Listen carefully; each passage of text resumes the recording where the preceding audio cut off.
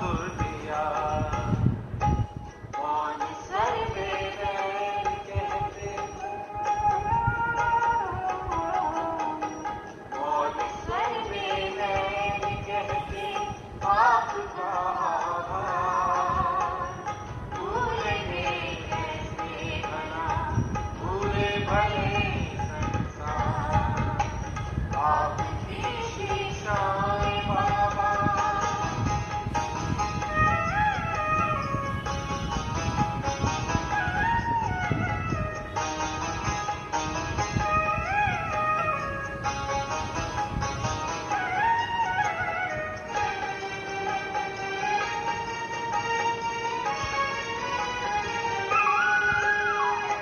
आप में पाकर शिव पिता धरती गगन पाए, स्नेह में शिक्षाओं में हमने सुख गगन पाए।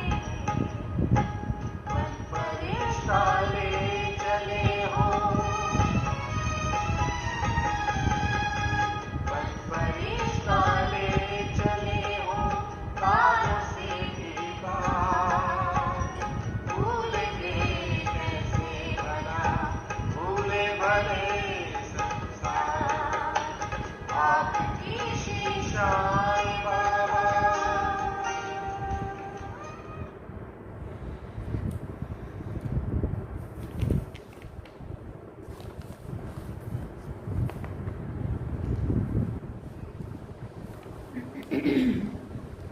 ओम शांति। बाबा गुड मॉर्निंग। आज बाबा के अव्यक्त बाप दादा के 3 जुलाई 2022 के महावाक्य हैं। रिवाइज कोर्स 10 जनवरी 1991। रिवाइज कोर्स है 10 जनवरी 1991। सार में बाबा ने कहा, चारों सत्ताओं के बैलेंस से बाप समान संपन्न और संपूर्ण बनो। आज सर्वशक्तिवान बाप दादा अपने सर्व बच्चों की विशेष शक्तियों को देख रहे हैं। आज के विश्व में विशेष 3 शक्तियां हैं। एक धर्म सत्ता, दूसरी राज्य सत्ता और तीसरी विज्ञान की सत्ता। फिर बाबा ने कहा, लेकिन आप ब्राह्मण आत्माओं में 4 सत्ताएं हैं। पहली 3 सत्ताएं तो है ही, साथ साथ चौथी सत्ता है श्रेष्ठ कर्मों की सत्ता। आज के विश्व में इस चौथी सत्ता की कमी है। इसको कहा जाता है श्रेष्ठ चरित्र की सत्ता। इन 4 सत्ताओं द्वारा आप ब्राह्मण आत्माएं अपना और विश्व का कल्याण कर रही हो। अच्छी तरह से जानते हो कि चारों ही सत्ताएं हमारे में हैं। चारों ही हैं वह सिर्फ एक धर्म की सत्ता है। पूछ रहे बाप, धर्म सत्ता अर्थात श्रेष्ठ, सदा श्रेष्ठ, सुखी, खुशनुमा जीवन जीने की कला। इसको ही धर्म अर्थात धारणा कहा जाता है। राज्य सत्ता अर्थात अपने को और राज्य को अर्थात अपने कर्म साथियों को अपने स्नेह और शक्ति के बैलेंस द्वारा सर्व प्राप्ति संतुष्टता का अधिकार दाता बन अनुभव कराना। राजा अर्थात दाता, हर एक द्वारा संतुष्टता की वाह वाह हो, ये है यथार्थ राज्य सत्ता। तो राज्य सत्ता अर्थात स्वयं चलने की और औरों को चलाने की कला। विज्ञान की सत्ता अर्थात विज्ञान द्वारा साधनों द्वारा प्रत्यक्ष फल की अनुभूति कराने की कला। श्रेष्ठ कर्म की सत्ता अर्थात कर्म का वर्तमान फल खुशी और शक्ति अनुभव करना और साथ साथ भविष्य फल जमा होने की अनुभूति होना। इसको कहते हैं कर्म के खजानों की संपन्नता के नशे की कला। अब सोचो, ये चारों कलाएं आपके जीवन में हैं। सबसे बड़ा खजाना श्रेष्ठ कर्मों का खजाना है। अगर श्रेष्ठ कर्मों का खजाना जीवन में नहीं है तो मानव जीवन अमूल्य जीवन नहीं, लेकिन पशु समान जीवन है। आप सभी किस अथॉरिटी से विश्व के आगे चैलेंज करते हो कि जीवन जीना सीखना हो तो यहाँ आकर सीखो? ये चैलेंज करते हो ना?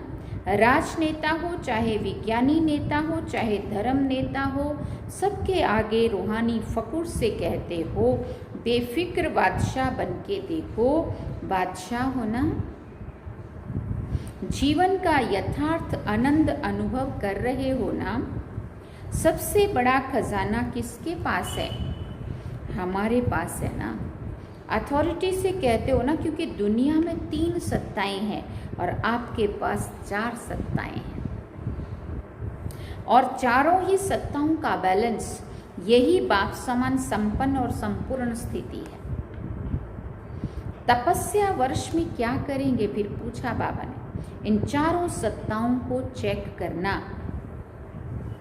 बाबा ने कहा चारों ही सत्ताओं के आधार से एक रस स्थिति का आसन सदा अचल अडोल रहेगा।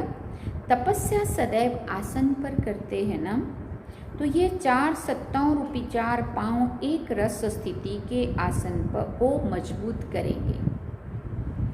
हर समय बेफिक्र बादशाह का अनुभव कराएंगे। बादशाह अर्थात अधिकारी और प्रजा अर्थात अधीन रहना पड़ता है। तो आप बेफिक्र बादशाह हो, बेफिक्र प्रजा नहीं हो। राजयोगी हो, प्रजा योगी नहीं। इस बेफिक्र बादशाही की निशानी क्या दिखाई देती? जितना अधिकारी उतना ही सर्व के सत्कारी। सिर्फ अधिकारी नहीं, अधिकारी की परख ही सत्कारी से होती है। सुनाया ना कि योग्य राजा की निशानी है सर्व द्वारा संतुष्टता के पुष्पों की वर्षा हो, वाह वाह के गीत हों। ऐसी राज्य सत्ता बाबा ने कहा प्राप्त की है।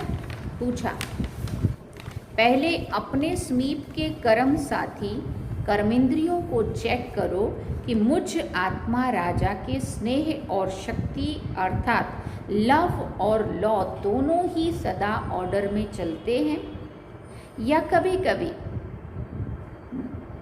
मजबूरी से चल रहे हो या मोहब्बत से चल रहे हो। पूछा बाबा ने।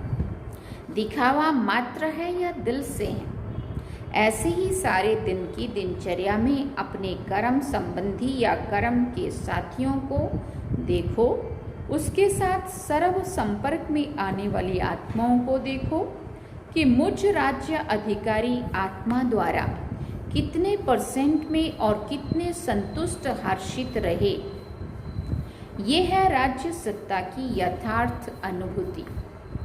विज्ञान के सत्ता की चेकिंग कैसे करेंगे? हद का विज्ञान हद के स्थूल साधनों द्वारा सुख आराम की अनुभूति कराते हैं। आपका विज्ञान है योग शक्ति। विज्ञान माना ज्ञान से परे, योग की अनुभूति। योग बड़े से बड़ा विज्ञान है। वहाँ है साधन और यहाँ है साधना। आत्मा को मन और बुद्धि की साधना द्वारा कितना दूर ले जाते हो। हद के विज्ञान सूर्य तक नहीं पहुंच सके और बेहद के विज्ञानी चंद्रमा सूर्य से भी पार मन और बुद्धि की साधना द्वारा कितने समय में पहुंचते हो और कितना खर्चा लगता है। समय को कहते हैं टाइम इज मनी। स्थूल मनी तो नहीं लगती है, लेकिन टाइम की भी मनी नहीं लगती। 1 सेकंड में मन से याद किया परम धाम और 1 सेकंड में वहाँ का अनुभव होने लग गया। ना टाइम, ना मनी, ना एनर्जी। तो कितना बड़ा विज्ञान है। ये एयर कंडीशन द्वारा सुख देते, आराम देते और आप साधना द्वारा जब चाहो तब शीतल स्थिति का अनुभव करो। जब चाहो तब ज्वाला रूप का, शक्ति रूप का अनुभव कर सकते हो। हद का विज्ञान थोड़े समय के लिए आराम देने के निमित्त बनता है। लेकिन आप सदा आराम में रहते हो, चैन की नींद में सोते हो, चैन से उठते हो और चैन से सारा कार्य करते हो। बेचैन होते हो क्या? पूछते बाबा। जब आसन से उतर जाते हो तब बेचैन होते हो, नहीं तो बेचैन का नाम निशान नहीं है। विज्ञान और क्या करता है? मनोरंजन का साधन देता और आपका मन उदास होता ही नहीं है जो हद के मनोरंजन की आवश्यकता हो, क्योंकि उदास तब होते जब मन के दास बनते हो। दास बनते हो क्या? पूछ रहे हैं बाबा। या कभी कभी 63 जन्मों के संस्कार आ जाते हैं। अभी तो बादशाह बन गए हो ना दास बनते ना उदास होते, इसलिए मन सदा मौज में रहता है। एकांत में है तो भी मौज में है, संगठन में है तो भी मौज में है। सदा मौजों के दाता मालिक बाप के साथ रहते हो ना, कि कभी कभी रूठ जाते हो? फिर बाबा ने कहा रूठना नहीं है, मन अथवा मुंह को फेर नहीं देना। ये ऐसे चेक करो कि विज्ञान की सत्ता कहाँ तक अविनाशी रहती है। ऐसे ही धर्म सत्ता, धर्म अर्थात श्रेष्ठ जीवन जीने की कला, ये धारणा ही धर्म है। आप सब तो धर्म पिताएं भी हो और श्रेष्ठ कर्म आत्माएं भी हो। तो ये चेक करो कि ब्राह्मण जीवन में जी रहे हैं। ब्राह्मण जीवन अर्थात सदा निर्विकल्प, निर्विघ्न, निर्विकर्मी और सदा निराकारी सो साकारी, इसको कहा जाता है जीने की कला। जहाँ कोई हद की इच्छा नहीं, कोई अप्राप्ति नहीं, सदा ये गीत गाते रहें, पाना था वो पा लिया, इसको कहा जाता है धर्म सत्ता। अब सोचो, चारों ही सत्ताएं हैं, चारों ही पांव एक रस है, या एक छोटा एक बड़ा है। चारों पांव एक रस होंगे तब ही अचल होगा, नहीं तो हलचल होगी। तो सुना क्या देख रहे थे? हर एक बच्चे में चारों सत्ताएं कहाँ तक जमा है। खुशी से जीने वाले हो ना, मजबूरी से जी रहे हैं, चल रहे हैं, चलना ही है, इसको जीना नहीं कहते। कभी मरता है, कभी जीता है, कभी सांस रुक जाता है, कभी ढीला हो जाता है, कभी तेज हो, ये कोई जीना नहीं है। अच्छा, किसी बहन को कुछ तकलीफ हुई बीच में, बाबा कहते सेकंड में फुल स्टॉप लगाना आता है कि टाइम लगता है? बीती सो बीती, फुल स्टॉप, यही विज्ञान है। विज्ञान भी चीज को मिटा देता है ना। बेहद के विज्ञान की सत्ता से सेकंड में बिंदी लगाना अर्थात फुल स्टॉप लगाना, इसके लिए ही तपस्या का गोल्डन चांस मिला है। क्योंकि फाइनल पेपर में चारों ओर 5 तत्व प्रकृति के और 5 विकार सभी मिलकर के हलचल में लाने का प्रयत्न करेंगे। अति हलचल में सेकंड में अचल रहने वाले ही पास विद ऑनर बनेंगे। ऐसे नहीं समझना कि लास्ट में एकांत में बैठकर पेपर देना है। अति हलचल में अति अचल, यह है पेपर। यही क्वेश्चन आएगा, इसलिए अभी से अभ्यास करो। बाहर की हलचल मन को हलचल में ना लाए, इसको ही कहा जाता है विजयी रत्न। अच्छा, चारों ओर के श्रेष्ठ धर्म सत्ता वाली धर्म आत्माओं को, बेहद के विज्ञान सत्ता वाली साधना स्वरूप आत्माओं को, राज्य सत्ता वाले स्वराज्य अधिकारी आत्माओं को, श्रेष्ठ कर्म सत्ता वाले कर्म योगी आत्माओं को, बाप दादा का बेफिक्र बादशाह बनाने वाले बाप दादा का याद प्यार और नमस्ते। हम रूहानी बच्चों की भी रूहानी माता पिता बाप दादा को दिलवा चांद सिकवा प्रेम से याद प्यार, गुड मॉर्निंग, नमस्ते, थैंक यू बाबा, शुक्रिया बाबा। अच्छा, आज टीचर्स ने भी त्याग किया है। सभी टीचर्स पीछे बैठी हैं, तो त्याग का भाग्य स्वरूप याद प्यार विशेष स्वीकार हो। टीचर्स का काम ही है औरों को आगे बढ़ाना। अच्छा किया, प्रैक्टिकल कर्म करके दिखाया, इसकी मुबारक हो। अच्छा, डबल विदेशों के भी पत्र और कार्ड बहुत आए हैं, देश वालों के भी कार्ड और पत्र बहुत आए हैं। कार्ड कहाँ रखे हैं? बाबा कहते दिल की डिब्बी में संभाल कर रखे हुए हैं। जिन्होंने भी नए वर्ष की विशेष याद प्यार भेजी है, उन्हों सहित सभी बच्चों को नए वर्ष के हर समय में नवीनता की मुबारक हो, मुबारक हो। अब विश्व में एक एग्जाम्पल बनकर दिखाओ कि कर्मयोगी स्थिति की क्या कमाल होती है। जो एग्जाम्पल बनता है ड्रामा में, एग्ज़ाम के टाइम उसे एक्स्ट्रा मार्क्स मिलती है। अच्छा, बाबा ने पार्टियों से अव्यक्त बाप दादा की मुलाकात, बाप के साथ रहने से श्रेष्ठ स्थिति का सहज अनुभव कर रहे हो ना। दिन रात बाप के साथ की अनुभूति करने से सहज ही श्रेष्ठ अनुभव करते रहेंगे, क्योंकि समीप से शक्ति मिलती है। जैसे साकार में समीप रहना सहज लगता है, ऐसे अव्यक्त में जितना अटेंशन देते रहेंगे उतना सहज अनुभव करते जाएंगे। सभी निरंतर योगी हो ना, योगी जीवन वाले हो। जीवन निरंतर होती है, 2 घंटे की नहीं होती है। जब एक बार अनुभव कर लिया कि बाप मेरा, मैं बाप का, तो अलग कैसे हो सकते हैं। निरंतर योगी जीवन में अतीन्द्रिय सुख, आनंद की अनुभूति होती है और मेहनत भी नहीं है। मेहनत वाला काम कभी कभी किया जाता है और जो सहज होता है वो सदा कर सकते हैं। तो सहज लगता है या मुश्किल लगता है? माया तो नहीं आती है। इस समय नशा चढ़ा हुआ है तो माया दिखाई नहीं देती है, फिर वहाँ जाएंगे तो कहेंगे क्या करें, हो गया। निरंतर की स्थिति अच्छी है। एक बाप के सिवाय और ऊंचा है ही क्या। एक ऊंची चीज प्रिय लगती है और दूसरा जो प्यारा होता है वो प्रिय लगता है। तो सबसे प्यारा, सबसे ऊंचा बाप ही है ना। तो और क्या याद आएगा। सिर्फ बीच बीच में अपने को चेक करते रहो। थोड़ा भी परसेंटेज कम हो तो उसको बढ़ा देना चाहिए, फिर माया को आने की मार्जिन नहीं रहेगी। लेकिन होता क्या है, चलते चलते साधारण स्थिति हो जाती है और समझते हैं याद तो है ही।